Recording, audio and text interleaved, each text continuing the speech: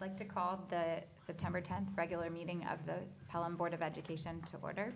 Can we all rise for the Pledge of Allegiance?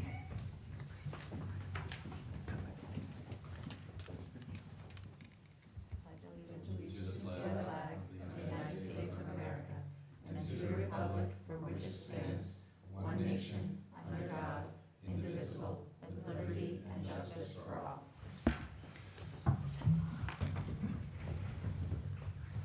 Sue, could we have a reiteration of the executive session? The board met in executive session to discuss the proposed acquisition, sale, or lease of real property and the employment history of a particular person. Thank you. Okay, I only have a few opening remarks. First of all, I just wanted to welcome everybody. We had a great couple of days with the teachers last week at the start of the post-Labor Day week. I had the chance to greet all the new teachers, all the teachers and the staff, new and old, and those who celebrated significant anniversaries in the auditorium. And there was clearly a feeling of great hope and excitement for the new year ahead. And those 2 days were then followed with a few really exciting, equally exciting days of school with our students. So we're off and running as opposed to when we met last time. I also wanted to mention that we'll soon be announcing our Board of Ed committees. And we'll be asking for volunteers again. We wanted to thank all of those who served on our committees last year. We hope that some of them, or most of them, will be interested in joining, or anybody who's ever thought about joining a committee will be interested in digging in. It's a great contribution to the work we do in the district. And so we will be, keep your ears open in the next couple of weeks for some information on that, and you'll be hearing about it via our usual communication routes. And finally, our first board coffee is next Wednesday, September 18th at J Cafe at 9 o'clock. I think that's it. So this brings us to Section 3, approval of minutes. 3.1, the regular meeting minutes of August 27th, 2019. Do I have a motion? So moved. Second. Any questions or comments? All in favor? Aye. Any opposed? Any abstentions? Okay, section administrative and committee reports. 4.1, our superintendent's report. Great, thank you. And I really want to start with the same thing. We had a really exciting opening of school this year, packed full of meetings and professional development. As I think the board is aware, we did change the order of things, given the loss of Tom Roxwold, which we mentioned last time. We wanted our staff to have the opportunity to start the days back in their home building, kind of with the people that they're most familiar with and day in and day out, find support from. So we found that to be very effective, very appreciative staff that they had on those first days. So we had a lot of faculty meetings, department meetings on the first day, and then second day we got to open with our opening ceremony, which was great to have everybody together. I do want to thank Steve, Julia, and Jim for all the planning and hands-on facilitation of professional development that went on over those 2 days. I think we offered more training and professional development in those 2 days than in any of the years that I've been here. So for 3 starts of school, we actually, in addition to training our teachers, we had the opportunity to extend into reach to our teaching assistants and our monitors for the first time in many, many years. So that's a response to their request for, to be equipped and so that they can do their jobs to the best of their ability. Gave us the opportunity to deal with some of the mandated compliance training that we always have to do. So thank you guys for your effort and leadership in those areas. We also had the opportunity to roll out the strategic plan to our staff for the first time. We had some great feedback already in our first thought exchange that we launched to the faculty. And over the course of the next couple months at each of our meetings with the board, we'll hopefully be doing 1 work session per month where we'll delve deeply into each of one of the 3 goal areas. So we anticipate looking at authentic learning at our next board meeting on the 24th. We'll do a little deeper dive into that, and we'll be looking for community feedback on each one of those as well. So our new tool, Thought Exchange, will be sending out some information to the community, soliciting some feedback that we can then incorporate into our presentation as well. Number 2. So also, with the start of school and students coming back, we did get to launch one of the new initiatives that I'm excited about, which I will say is a work in progress, and that is our new sustainable efforts. So I was very excited to see lots of students coming with their reusable water bottles, but not enough. So For the camera and those watching at home, please remind students to bring their own water bottles. We do have boxed water available for sale in the cafeterias here at the secondary schools, but the bottles this big are $1.50 and the bottles this big are $3. So when students are out of money by the end of the week, which should have lasted them a month, it's because they're not bringing their water bottles. So please get the word out for students and staff and any visitors as well to please bring the water bottles. We have lots of bottle fillers around the buildings. You see all of our meetings, we're gonna have them as well. We're working with the PTAs even to kind of break some of those old habits. Carla, what's her last name? Grimaldi, thank you, our new head of kitchen, is working, with the business office and me to make sure that each of the schools has water tanks so that we can support PTAs in this effort as well, so they don't have to bring in bottled water. We can have water tanks available for them. And it's gonna take us a little bit of time. Jim's office was working with composting contractors this week. We're trying to get all those pieces in place. It's not perfect yet, but we're making some baby steps and some big steps in the right direction. So hopefully over the course of the next month or so, we'll get everything aligned and be able to really improve our efforts there. But most importantly, remind your children to bring their water bottles or you're gonna go broke. Number 3, another thing, of course, is the beginning of school. We always have to make sure that we have safety drills in place. A lot of our training on opening day had to do with safety, and a lot of the compliance training as well deals with that. So we were fortunate this morning to have the chance to meet with both the Pelham Village and Pelham Manor Police Department to outline our drills for the year. As most folks know, we're required to do 8 fire drills and 4 lockdown drills now, as well as shelter in place, evacuation. We have a new one this year, hold in place. So these have become pretty standard, I think, for most of our students, but also obviously we always want to handle them in an age-appropriate way with a lot of delicacy, as a lot of times these drills can bring about some anxiety for our students. So we had a chance to map that out this morning. And with our lockdowns, we're going to do as we did in the past, where the first one will be announced and initiated by the school, so everyone will know exactly when it's going to be so that we can be educational in our approach.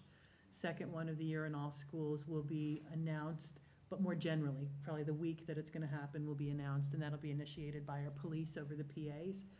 Third and fourth will be unannounced, so we kind of build towards that to provide a level of education and comfort.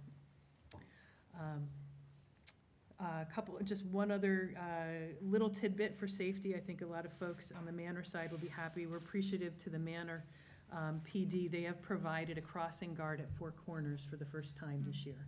So for our secondary students that are coming from that side of Boston Post Road, we've actually got a guard there, which is a huge improvement.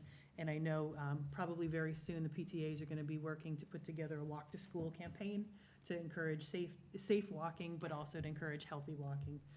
So we can also look forward to more on that. We did share with the board our opening enrollment. We are officially, as of today, 2,918 students in the district. So we are solidly over the 2,900 mark. We are maintaining our 63 sections district-wide at the elementary level. We are within the board guidelines for all class sizes. And Dr. Garcia has worked very hard in placement of interns, working with the principals to make sure that those classes that are the largest of the classes have an additional support of an intern. So we're really excited to have that. I think we're at full capacity on interns. Full capacity intern. All right.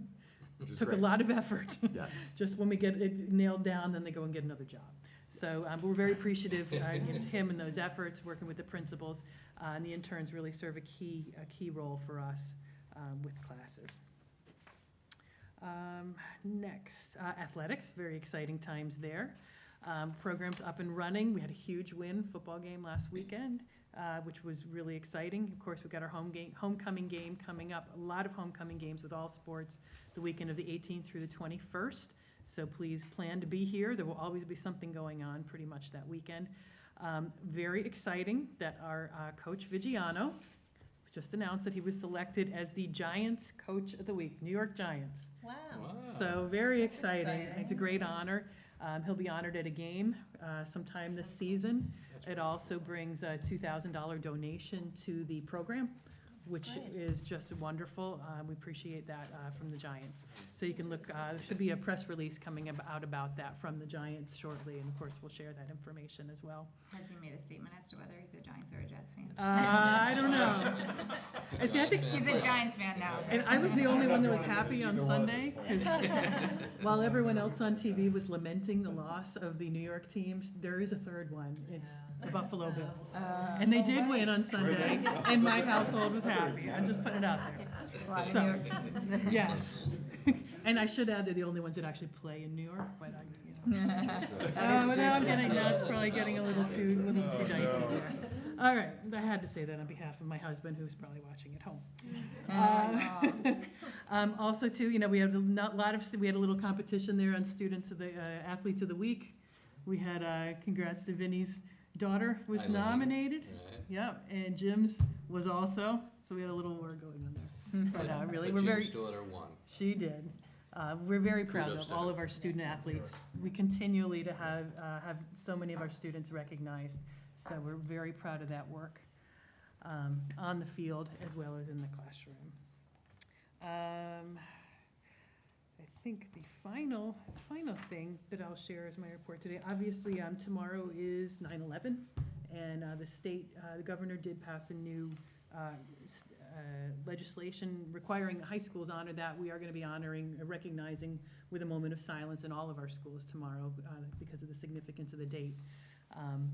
One of the things, just the final piece I wanted to share related to that tonight, and I'll give credit to Lynn Sabia. This is a poem that she shared with us that she reads to her school each September 11th. She is planning to read it tomorrow. But I thought, given, our focus on culture proficiency, given, the issues that we deal with day in and day out, I wanted to just share that tonight. It's a poem by Cheryl Sawyer called One. As the soot and dirt and ash rained down, we became one color. As we carried each other down the stairs of the burning building, we became one class. As we lit candles of waiting and hope, we became one generation. As the firefighters and police officers fought their way into the inferno, we became one gender. As we fell to our knees in prayer for strength, we became one faith. As we whispered or shouted words of encouragement, we spoke one language. As we gave our blood in lines a mile long, we became one body. As we mourned together the great loss, we became one family. As we cried tears of grief and loss, we became one soul. And as we retell with pride the sacrifice of heroes, we become one people. We are one color, one class, one generation, one gender, one faith, one language, one body, one family, one soul, one people. We are the power of one. We are united. We are America. Thank you. Okay, switching gears a little bit. I like that quite a bit. So I think we just have one Board of Ed committee report. We had a That would be field. me. You're on that Yeah, that list, would be yeah. you, the Fields Committee, unless I'm missing others. I think that's the only one. Well, throughout as the summer was coming to an end, I thought, what do we still have outstanding, or what did I still have outstanding with the committees that I was working with? So, on September 4th, Wednesday, I thought it would be a great opportunity, right before school started, to get the athletic fields group together, with the objective of revisiting a topic that was left open at the end of last year, which was the renaming of the Glover Turf Field. So what we did was we got everybody together, and not a surprise to me, differences, a lot of good stuff came out. I mean, we had received, as you recall, back in the April-May timeframe, we got significant input from the community, both pro and con, on the renaming of the field to the Anthony Sinertia Field. It actually was overwhelming at times with all the people coming in and all of the texts and emails that we got at that time. So to hear what our Athletic Fields Committee members had to talk about was refreshing, and it actually brought everything back to life. And again, we have some people for, some people against, but again, in a very professional and refreshing way. Where we are right now is we need to gather as a group, and I don't want to steal your thunder, and gather as a group and make a decision as to what we want, because the concerns that some people had were real concerns. Some people, to be open and transparent, some people felt that with everything that's been done already to the fields itself, that we've already honored Anthony. And I can understand that. Other people feel that that was just a piece of the overall honoring of Anthony, and I can understand that as well. So we have our work to do as a board to go through the pros and cons and what we believe is best for our school and for our community. And I think we'll be able to do that at the end of the day. So. Was there a recommendation? Everybody had a recommendation. There wasn't a consensus. There was No, not- there was definitely not a consensus. Okay. Yeah, it was not a clear consensus. No, And I think that, not at all. you know, I'm a member of the committee as well too, and we had a really good open discussion. Both Vinnie and I think we're comfortable leaving it without a clear consensus, because we have a pretty good idea of where everyone stands and what their concerns are. They don't want to take the board off the hook, right? They No. just truly, you know, there just truly are differences of opinion, and then Understood. there are gradations of what a field naming means and how far it goes. But actually, what's coming out of this too, which, again, I don't want to steal thunder, is that we need a better policy going forward. So once this is all said and done, we have to sit down and really cobble something together. Yeah. I think it's important for not only this board, but for boards in the future. Yeah. So, So we did as a board, I think it was June or July, when we spoke about this last, we asked, to pass this whole idea through the Fields Committee. So this was taking that step per everybody here's request, everyone's request. And it didn't sound, I got to sit in on the meeting, it did not seem like there was a clear consensus, which, and what I heard was a lot of what has been voiced on the board, which I think in some ways is comforting, that we're not out of line with the way our Fields Committee may be thinking or the way others in the community are thinking. It's Absolutely. not an easy decision. no. So I think our goal was to share this with you tonight. Again, we didn't get like an answer from above to tell us what others think we should do. But, this feedback, and to think about it a little bit more, and we're going to identify a meeting in the next few to come to a final decision, because it is something we've taken our time on. And what Vinnie was saying is true. I think our policy committee will be working on a policy separate from this decision, but kind of in light of the decision we've been faced with, to put a policy in place. I think sometimes you're faced with a situation, you realize, okay, is there a policy? And in this case, there wasn't. And I think in the future, with the request like this, it would be helpful to have a clear-cut policy in place, so you're not just relying on precedent or other things. So. We also talked about documenting all of the field names that we currently have, and how those people are recognized at those fields, and just having a master document that lives somewhere that people can use as reference, and any history that we can gather on those as well too. We just think that would be helpful for people in the future who are trying to make this decision, this kind of decision. Okay, so now we have 4.3, Assistant Superintendent's Update on Authentic Learning.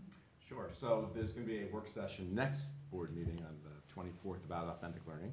So we could dive into it a little bit more at that point, but just some technical things which have happened in a few weeks. Parents have received grades 3 through 8 parent score reports for the math and ELA exams. So if you did not receive one, please contact your school. And the question that's posed to me the most when those test scores go out is, how come my son didn't or daughter did not receive the math score, 8th grade math score? And usually that's because some 8th grade math students take the algebra regents and do not receive a score report. But again, if you do have any questions, contact your principal or contact me, we can talk about it. In terms of, Dr. Champ mentioned mandatory compliance training. We do have all of our faculty and staff go through a battery of training videos, and most of them are mandated by New York State, and they involve child abuse training, sexual harassment, hazardous communications, which is really when chemical spills and what do you do also called Right to Know, bloodborne pathogens, mental health awareness, suicide prevention, and also emergency response in K-12 schools. One which is going to be mandated at some point with this new law that came out with about student data privacy. We also have a training video on that, and it's not that long, but it's important for teachers and faculty members to know about that. So we do monitor, those are online training modules. We do monitor staff when they do complete them, and when they don't complete them in time, we send a nice reminder. They do take a number of minutes, but that is part of their professional responsibilities. And it's something that we still think at this point is probably the most efficient way to offer those trainings to our faculty. The number of trainings and requirements and mandates continues to grow. When I first arrived here, we had 4 videos. And then all of a sudden, you go to some workshops, you go to some meetings and go, oh, there's some others which had to be done as well. And this past 2 years, in fact, we added 2 more. Because again, the number of, I think, knowledge-based experiences that really we need to know as professionals in New York State schools is luminous, and we just need to make sure we're on top of those things. So again, we're going to talk more about authentic learning next board meeting, and we look forward to that. Thank you. So now we have section 4.4, Assistant Superintendent's update on the whole child. Not a part of the child, the whole child. Yes. So I'm very excited to report that we've been able to really start the conversation about 2 of the 3 action steps of the whole child goal with K-12 teachers and staff, the building administrators, and I were able to start that conversation on Superintendent's Conference Day, which was I think really important in starting out the school year, using the common language, making sure that especially in the elementary schools, because we have 4 different buildings, we wanted to make sure that we had common language and common understanding of the language that we're using. So it's just the beginning of the conversation, but certainly that did occur, so I'm very excited about that. I think my part of the whole child will be discussed more, I think, in possibly October or possibly December, depending on how it goes. But I'll go more into the details of that action plan. In terms of school counseling, we have 9 universities coming in the next few days for college visits. So that's very exciting. The school year has begun, and we have those college visits starting right away. So that's in the works. Oh, and I did want to actually go back to the whole child for a second. For 2 days, we had 30 of our elementary school staff that participated in the responsive classroom training, which is actually part of also the whole child, the social emotional part of the whole child goal. And we had overwhelmingly positive responses from the teachers. They were just so excited. When I went into the buildings on the first day of school, they would all see me and they were like, oh my gosh, this training was so awesome. We were able to implement some of these things. And so they were very excited about the training. So I think we're on the right track in terms of our K-5 social emotional learning and what we want to do with that portion of the whole child goal.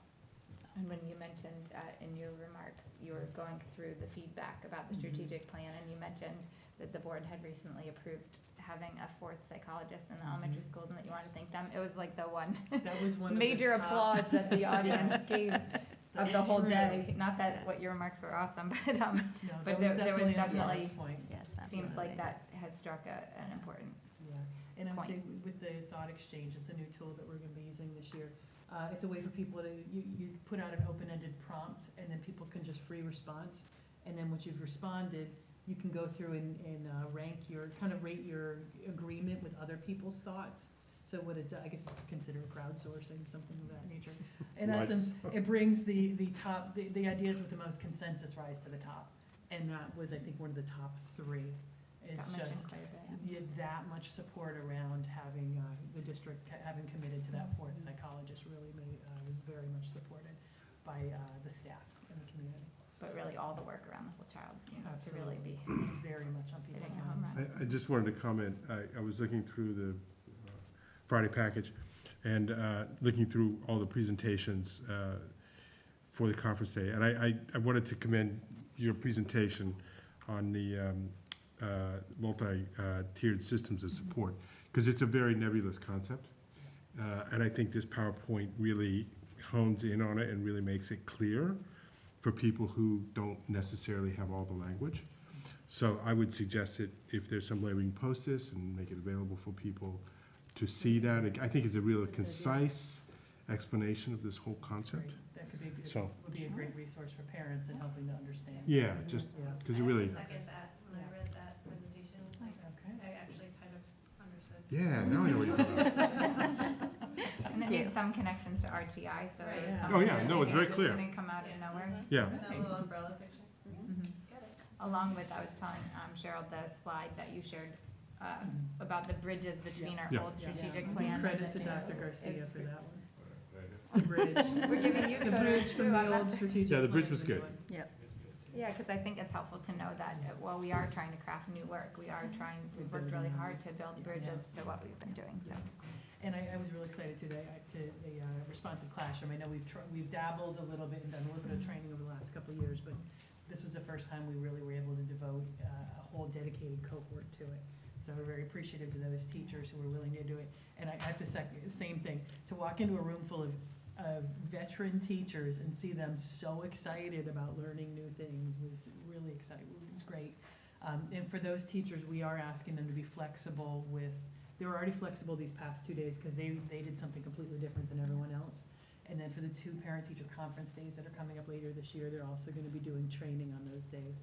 So we've asked them to be flexible about parent meetings, still offer the opportunities for those parent-teacher conferences, because those are so important, but to be more flexible about it, and their willingness to do that is just very much appreciated.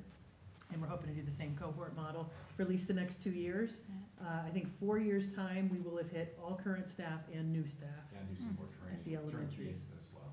Right. But also, and I want to mention, Trish Fitzgerald really, Yeah, over the helpful. summer and last year, kind of 100%. organized a lot of this work, so that we had really a good session a couple of weeks ago. So we want to thank her as well. Pretty exciting. So great, it was a great initiative to begin with, and now it's really taking hold. Yep. Okay, 4.5, Assistant Superintendent update on finance and facilities. Hi, yes, thank you and good evening. So jumping on what Dr. Garcia mentioned earlier with the training sessions, our monitors, our custodians, and our office staff had the opportunity to listen to a safety training seminar put on by Dr. Matthew Mariglia. It was he's a safety consultant. He put on a morning and an afternoon session, really talked about active shooter training, responsiveness, early threat recognition, protecting and preserving lives. Again, some really specific training that our teachers and our administrative staff had, specifically with Dr. Brigley about a year ago. And we really found this important and unfortunately timely.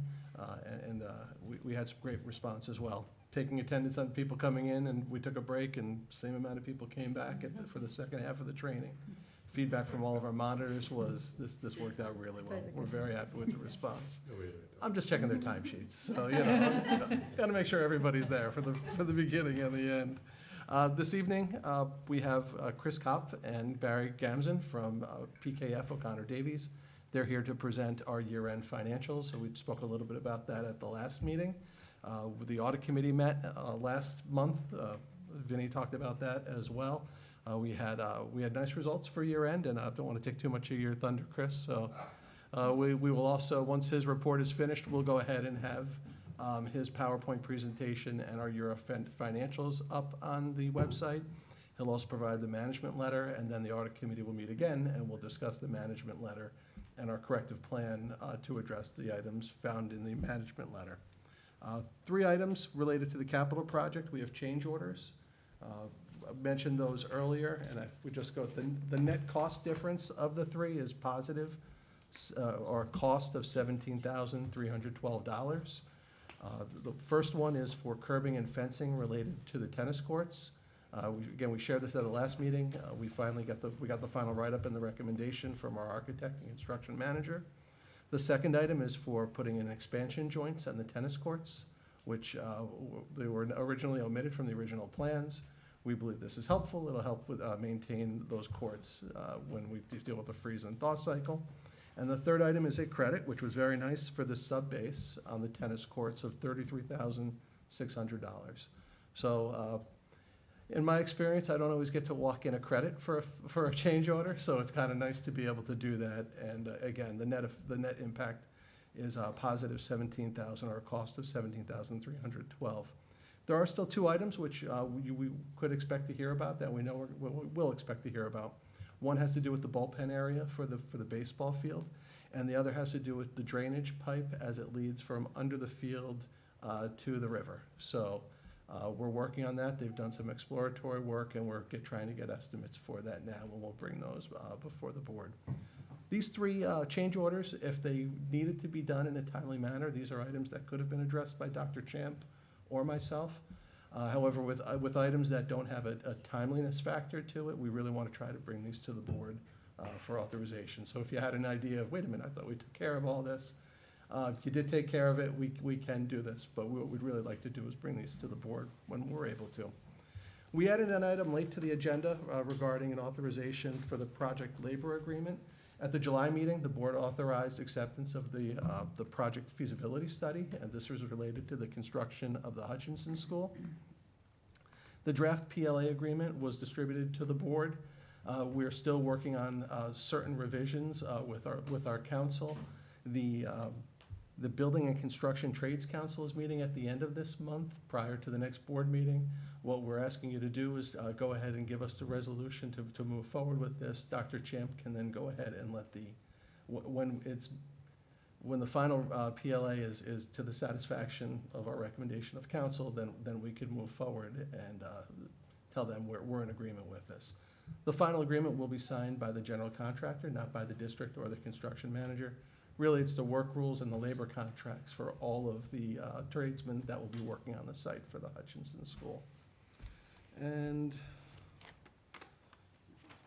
I had one last item, just with our safety committee, just circling back. We expect, we had a very good meeting with our administrators today, as well as our public safety representatives from both of the police departments in the villages. We're planning on scheduling another safety and security meeting in the early part of October. Right now, we're looking at October 10th in the morning. So thank you. Thank you. So this brings us to section 5, financial reports and motions. 5.1, motion to accept independent auditors' reports. Do I have a motion? So moved. Second. Okay, great. So we have our auditors here to give us an overview of the report. Here, if you can't see it, this is what he's going to be going over. Good evening. As Jim said, my name is Chris Kopp. I'm a partner with PKF O'Connor Davies. I'm the partner assigned to the district. With me is Barry Gamzon, who is the manager. He was on site for the week of the audit. First, I'd like to thank the board for giving us the time to present our findings and to allow us to complete the audit. And I guess I'd like to thank Jim for the very aggressive schedule he set for us. We're a couple weeks ahead of when we normally present, and I think the audit committee was almost a month ahead of when we normally meet. So it was a very aggressive schedule, and without his and his office's assistance, we could not have completed it in that time frame. So thank you very much for. We know you Well, get your especially this year, since I'm not here the last week for my daughter's wedding, so I think we've moved things up a little bit. All right, so I'll begin with some of the housekeeping things. What we're going to do is a quick overview of the financial statement and some of the required communications. I put together some of the summaries of the general fund. Instead of walking you through 30 pages of the book, I kind of try to put it on 3 or 4 slides. We'll look at revenues, expenses, and fund balance. Then we'll look at your fund balance for your other funds, because you do have other than the general fund. And then I put in a little schedule for your debt service, just so you can see where you are with the bonds that you have outstanding, knowing that you have a capital project coming up. So the first thing we talk about is your responsibilities as management and those charged with governance. You need to be able to select and implement the appropriate accounting policies for a district of your size and complexity. You need to be able to prepare your financial statements in accordance with GAAP. You need to have effective internal controls and to maintain those internal controls during the course of the year. Compliance with laws and regulations, and your contracts and agreements, we sample those. You need to provide all your financial records and related information to us as requested. We think that's the most important one. And also set the proper tone at the top. So we read your board minutes, we interview people, just to make sure that the internal controls following bidding requirements and all that is of importance to the board. Our responsibility is to issue the auditor's report, which really is only the first 3 or 4 pages in the document, that book we gave you, the rest is yours. We also do issue an extra classroom activities on your student clubs, the required communications with those charged with governance, which is what we're doing now, and a management letter. In addition, we do conduct fraud interviews, and we do go on to LOHUD. We do other research to see if anything's going on with the district, and we're happy to say that there was nothing that was either brought to our attention that we noted during the audit. We didn't encounter any difficulties during the audit. There were no uncorrected misstatements. What that means is that at the end of the audit, none of the journal entries or anything we proposed were passed on. So everything that we said, they agreed with, and that was good. And our timeline is we were in here June 3rd and 4th for the preliminaries, where we did sampling and testing. Then Barry was here for the week of July 15th to do the field work with a team of 4. And then we completed the audit on September 4th, which is when we get the last of the legal letters from your outside counsels. And I'm very happy to say it's not on the slide, but your opinion was what's known as an unmodified opinion, also known as a clean opinion. It's the highest level of assurance an auditing firm can provide a client. So very pleased to let you know. So on your general fund, again, which is your main operating fund, this is the budget that you adopt and the public adopts. We have the 5 columns. We have your original budget, that's the one that was adopted. We have the final budget that was modified, your actuals, a column for encumbrances and variances. So if we go to the third number up from the bottom, you'll see negative $2,142,605. So in a perfect world, if you had expended all of your budget and received every dollar of your revenue, that's what you planned on using of your surpluses from the prior year.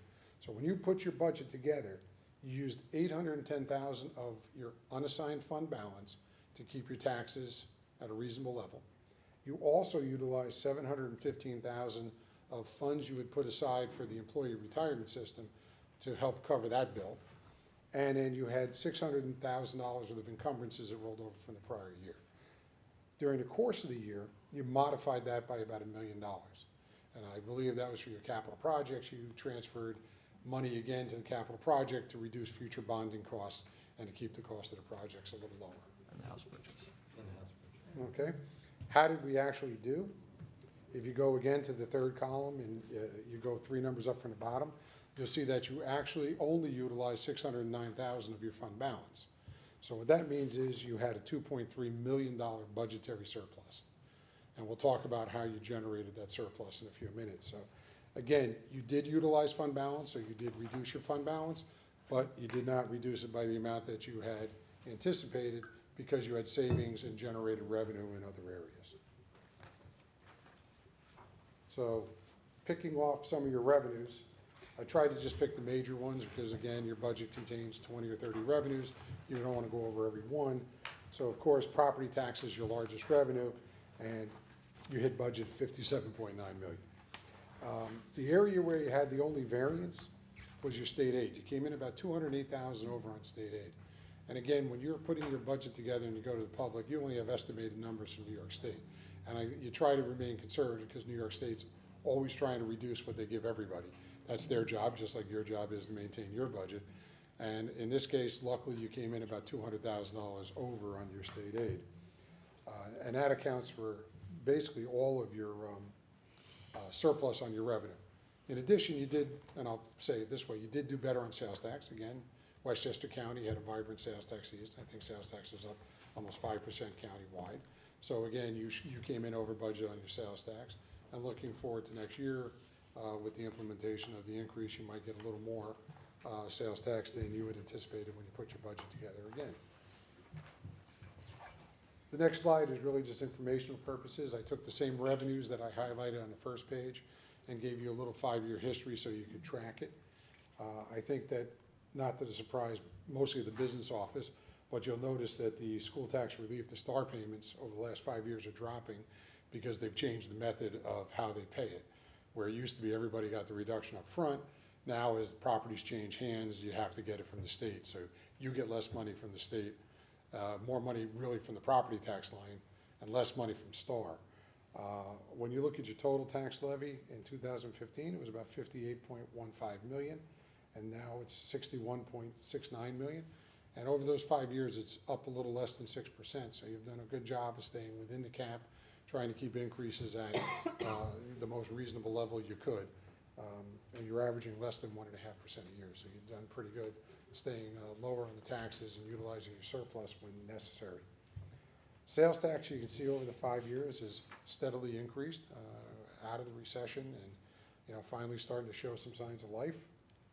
Your day school tuition, again, another large revenue, has remained relatively flat. Based on usage, it kind of goes up or down by a few thousand every year. Your state aid, though, has grown from about 7 million to 8 million, so you've at least gotten some additional funding out of New York State. And debt service is transfers when you complete a project and you close that money and you use the money for debt service. So that only happens when you finish a project. Sorry to interrupt, but there was a question towards the end of last year, I can't remember when it was, or you came back to us with how state aid has looked over the last few years. There was a sense when we were discussing it that it is this uncertain number, but there is a feeling that it hasn't gone down. There's always the opportunity that it does go down, but it's interesting to see the pattern that it's been going up. Well, in this state aid number are also some one-time grants, extra money you may get during the course of the year. But basic aid, I think, has remained relatively stable over the years. Yeah, our expense aid driven aid too, BOCES type items, that's where we've seen some growth. Because we're trying to be smart with our purchases, we'll know we'll see those dollars in the second year.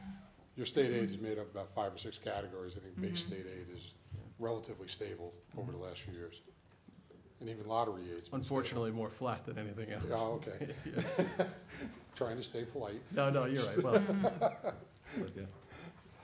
Now, on the expense side, to try to pick out expense categories that, show a trend is a little difficult because you have 50 little departments and it's hard to pick out which ones had major variances. So I did my best to pick it out. And I think the one that jumped out at us the most was your operation and maintenance of plant. You can see on the schedule that you did come in about $1.3 million under budget. And that was one of our analytics. We wanted to ask what happened. And from what we gather is you have a new building superintendent, who is taking on more projects himself, less outsourcing, and doing a better job at trying to handle his budget. And I guess he should be commended because he came in 1.3 under budget. And you only came in 2 million under budget in the entire budget. So this accounted for the bulk of it. And the rest of it is usually due to salary and position turnovers. As teachers and employees retire and you replace them, you have that savings as everybody steps up in the format. And I think that accounted for the bulk of the rest of the savings. There are no real areas that jumped out that had anything, unique to them. Again, trying to stay consistent with the prior page, I put together, again, 5 years for those items we looked at. And again, you see operation of plant, kind of peaked in 2016 at 6.3 and is down to 4.4. So again, you can see that your trend has been down and you're doing a good job of managing your costs. Teaching, you can see, has grown over the years, but that's expected because you have contracts for employees and you have salaries and costs are rising. Teachers' retirement system, you can notice, has gone down. We're done with the double-digit increases you faced for like 5 or 6 years, and the rates kind of leveled off and come down a little bit. It's now tied to the return on the stock exchange, so hopefully, it stays stable and doesn't do too many peaks and valleys for you. Health insurance, though, is an area where I think you consistently face 400,000 or 500,000 every year as the rates that you don't control go up for the cost of health insurance. So they just keep, rising, and that's probably the one area that's seen the most growth over the last few years. This is a schedule of your fund balance. Everybody always wants to know the components of fund balance. So what I did again was, for historical purposes, put together 5 years. And if we just go to the bottom line, you can see your overall fund balance has remained fairly stable. And in the last years, it's, as you've used it, as I just said, you used 600,000 this year, you can see your overall fund balance has dropped down to $15.1 million.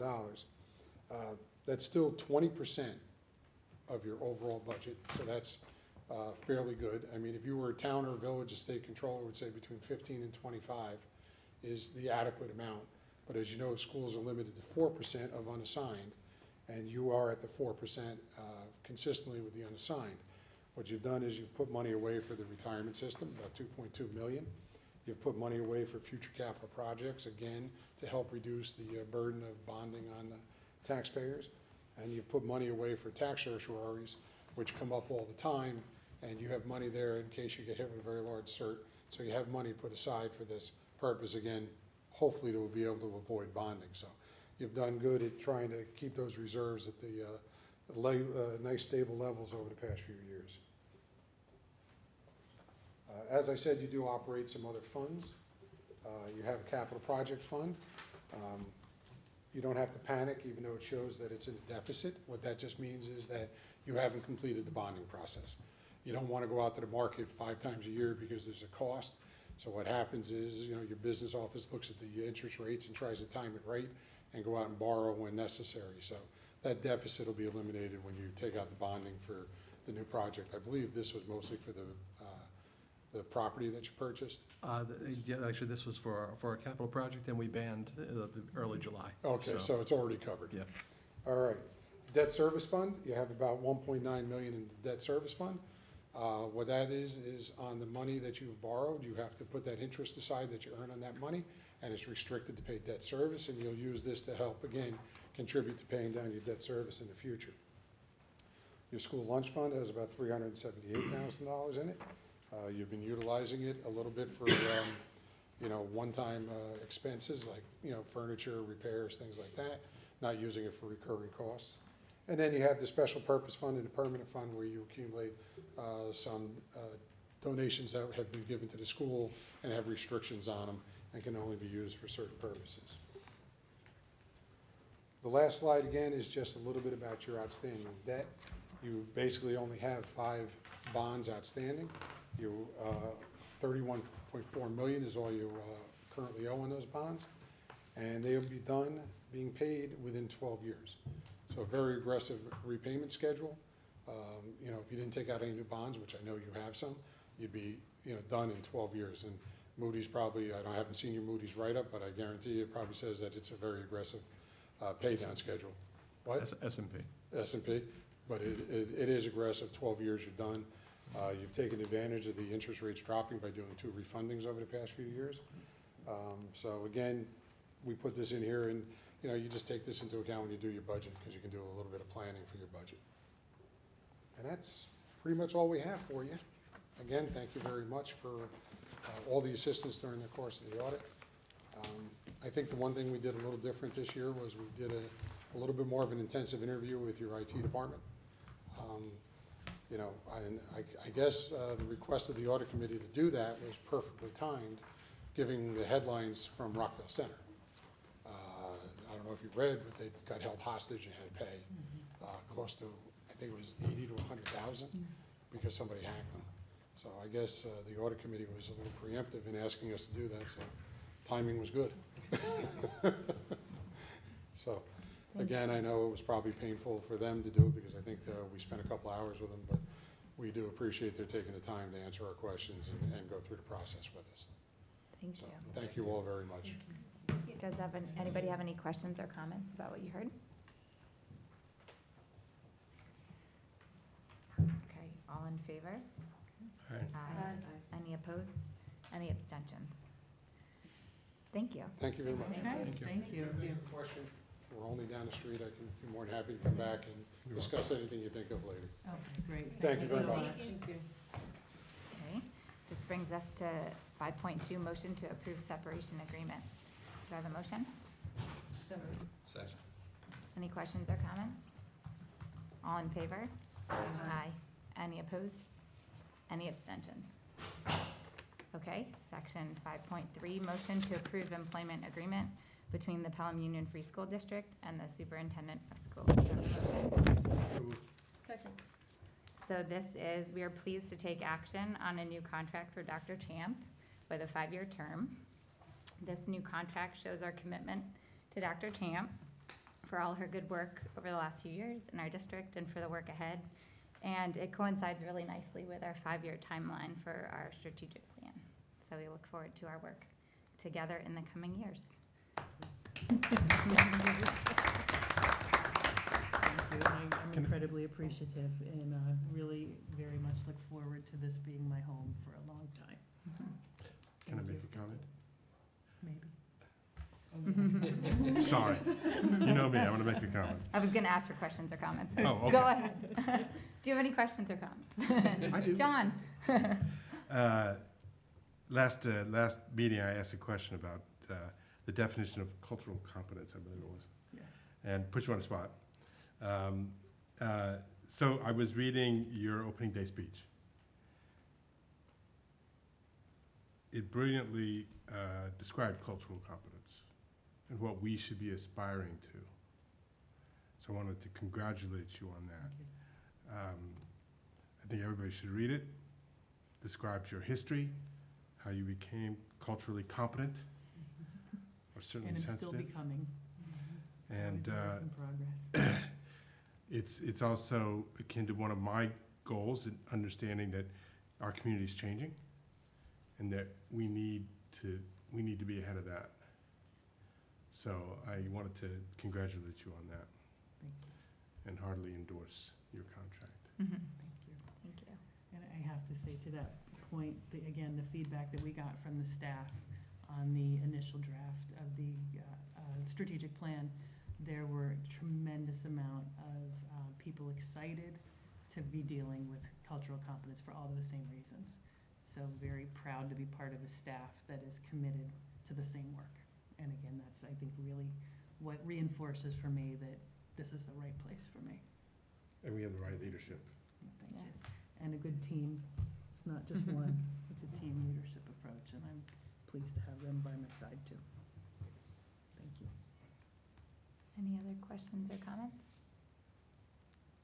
All in favor? Aye. Any opposed? Any abstentions? Congratulations. Thank you. Okay, so consent agenda, 5.4 through 5.7. Do I have a motion? So moved.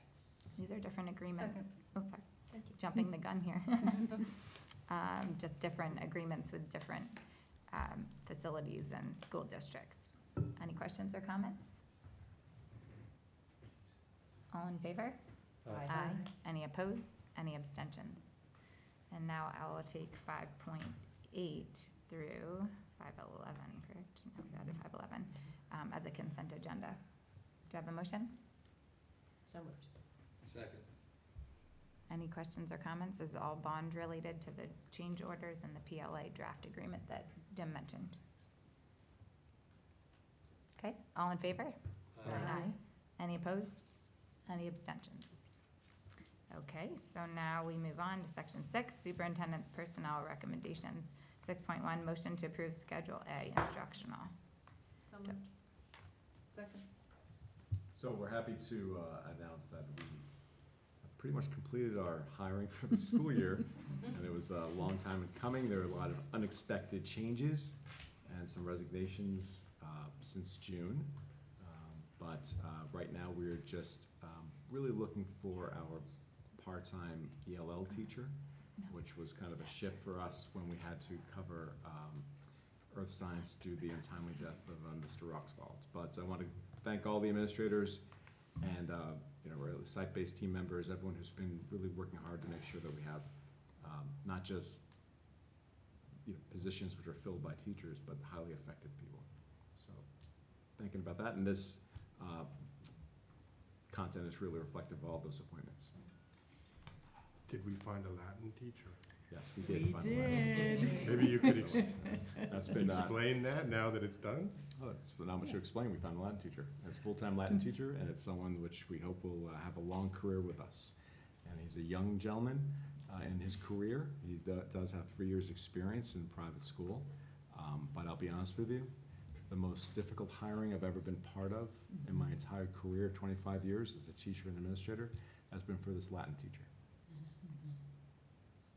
I'm sure the community appreciates. all I'm your sure they do. efforts. Yes.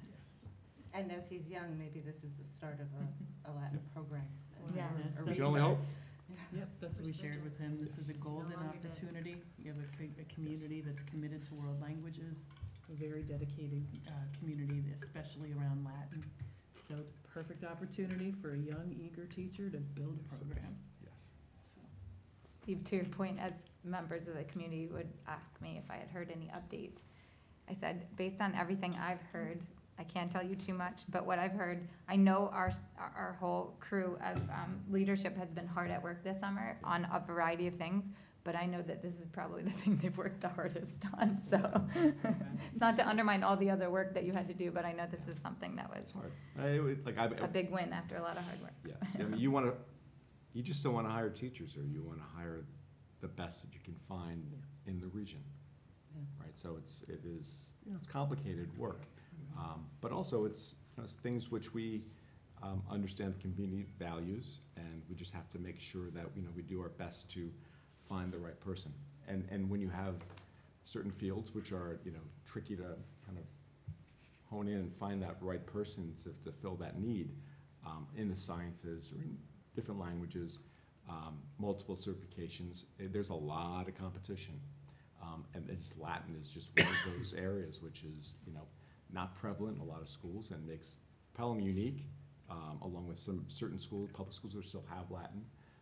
And it's, boy, we went through a lot to You did. to And do we're that. fortunate, this young man also can teach Italian as well. Yes, So he's he's smart able to pick up individual, things that were yes. going to be overages for other teachers, so it was kind of a It- 11th well, hour, It was, amazing. yeah, we had a lot of different scenarios Came together. involved with what could happen Yeah. with Latin, all of it, the gamut. So, we hope that, we'll be looking at his success and monitoring his progress. And, but he does have a lot of support already, I think, within the faculty and with his department.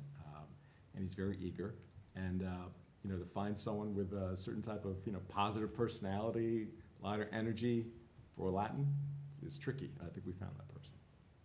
And this weekend at Wolf's Walk, the Latin Club was one of the few clubs that had a big presence. Oh, great. And I think saw the some kids are pictures on super Twitter excited, about yeah. that. They're re-energized Yeah. again. Good. Okay. All in favor? Aye. Any opposed? Any abstentions? Okay. 6.2, motion to approve Schedule B. Do I have a motion? So moved. Second. This is the annual full complement of appointments for extra duties and clubs and activities in the district for the teachers. So that is our long list of positions, which we have, I'd say about 95% of them filled. So there'll be a few along the way, the next few board meetings to kind of fill in the gaps with some of the positions. But we thank the teachers for dedicating themselves to the kids. Great. All in favor? Aye. Any opposed? Any abstentions? 6.3, motion to approve Schedule C instructional. Do I have a motion? So moved. Second. So we have some subs, and we also have our 10th intern, graduate intern, which we're happy to find. Any questions or comments? All in favor? Aye. Any opposed? Any abstentions? Okay, 6.4, motion to approve Schedule C non-instructional staff. Do I have a motion? So moved. Second.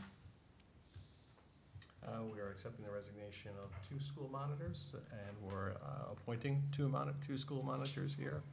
Also, we have the appointment of the secretary of the high school principal. So this is closing in on a year with some vacancies at the secretary to principal positions with different movements.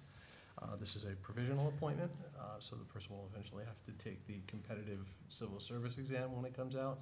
But we're happy to have it. She started at the high school, and we're very encouraged.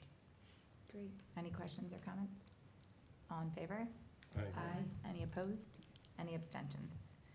Section 7, People Personnel Services. 7.1, motion to approve Schedule D. Do I have a motion? So moved. Second. Any questions or comments? All in favor? Aye. Any opposed? Any abstentions? Section 8, New Business. Any new business? Nope. Okay. Section 9, comments from the public. Okay. Section 10, Madam President, would you entertain a motion to adjourn? so moved. Second. and second. All in favor? Aye. Any opposed? Any abstentions? Have a good evening. I don't know. Thank you. You might have said it right.